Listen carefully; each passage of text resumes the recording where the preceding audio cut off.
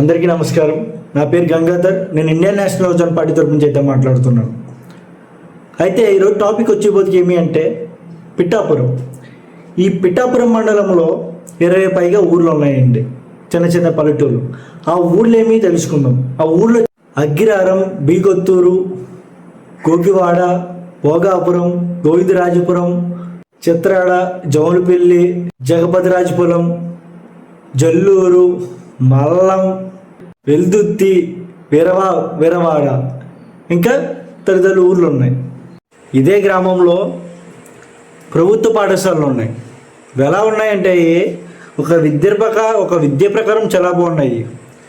ఒక టీచర్స్ ప్రకారం చాలా బాగుంది, వెల్ క్వాలిఫైడ్ టీచర్స్. అదేవిధంగా వసతి, ఫుడ్ కావచ్చు, ఏదైనా బుక్స్ కావచ్చు, బ్యాగ్స్ కావచ్చు, యూనిఫామ్ కావచ్చు, అన్నీ వెల్ అండ్ గుడ్. కానీ అదే ఊరిలో అక్కడక్కడ ప్రైవేట్ స్కూల్స్ అయితే ఉన్నాయి.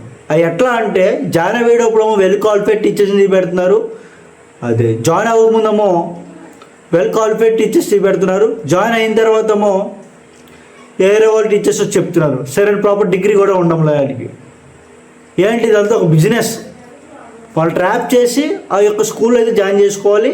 ఆ అమౌంట్ ఫీజు కలెక్ట్ చేసిన తర్వాత వీళ్ళు స్కామ్స్ అన్ని బయటకు వస్తాయి. ఆ విధంగా ఉంది.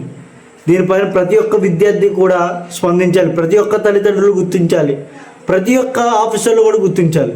ఎందుకంటే ఇవాళ మనం అడగలేకపోతే రేపు పొద్దున వాళ్ళ భవిష్యత్తులు పోతాయి. అది మన దృష్టిలో పెట్టుకుని ప్రతిదీ కూడా అడగాలని అందరినీ కోరుకుంటూ థ్యాంక్ యూ.